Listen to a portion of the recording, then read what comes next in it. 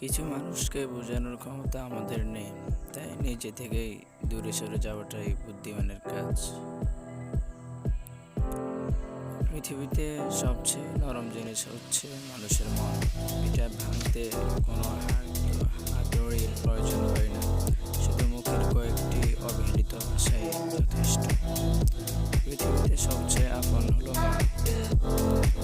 কেউ যদি অবহেলা করে, দোষ তার নয়, দোষ নিজের। কারণ তুমি তার কাছ থেকে বেশি আশা করে ফেলেছো। যদি তুমি গরিব হও, তোমার নিজের আত্মীয়রা রেখে এড়িয়ে যাও।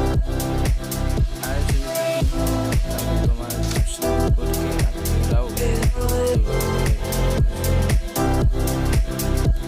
সময় থাকতে প্রিয় মানুষটিকে মূল্য দিও। রেখে সম্পর্ক টিকিয়ে রাখার ইচ্ছে যদি দুই পাশ থেকে থাকে, তবে কোনো সম্পর্কই ভাঙা সম্ভব নয়। যদি কমে যায় ভালোবাসা আর বেড়ে যায় দূরত্ব, বুঝে নিও প্রয়োজনের বেশি তুমি দিয়েছিলে গুরুত্ব। মায়াতে গুরুত্ব শিখো, দেখবে কষ্টের মধ্যেই মন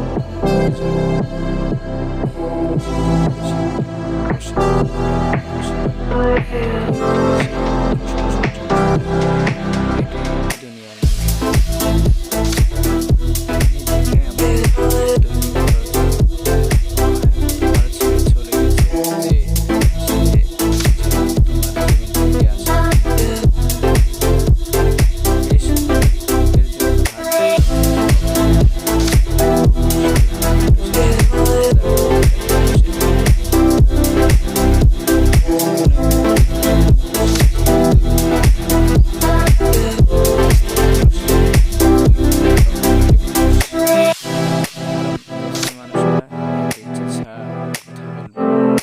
আর অহংকারী মানুষেরা নিজের সত্য ছাড়া বসে থাকবে না।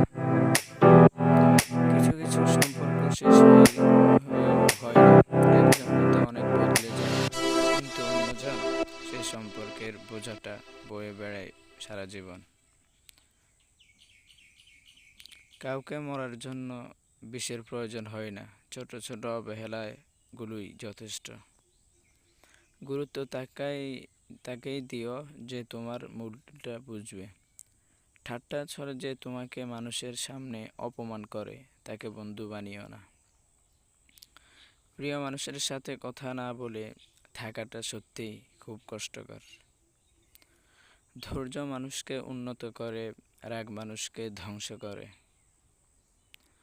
জীবনের তিনটি কথা মনে রাখবে: যে তোমাকে বিপদের দিনে সাহায্য করছে, তাকে কোনোদিনও ভুলবে না। যে তোমাকে ভালোবাসে, তাকে কখনো ঘৃণা করবে না। যে তোমাকে বিশ্বাস করে, তাকে কোনোদিনও ধোঁকা দিবে না। সব সহ্য করা যায়, কিন্তু প্রিয় মানুষের অবহেলা সহ্য করা যায় না।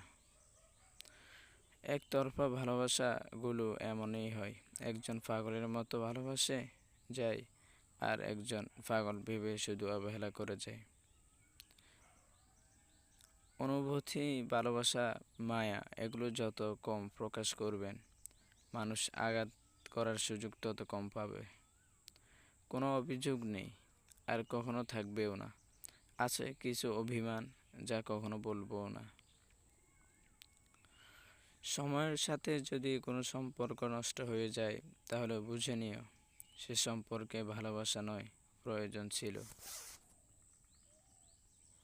সম্পর্ক কখনো তৃতীয় ব্যক্তির জন্য ভাঙে না। সম্পর্ক ভেঙে তার জন্য, যে তৃতীয় ব্যক্তিকে প্রশ্রয় দেয়।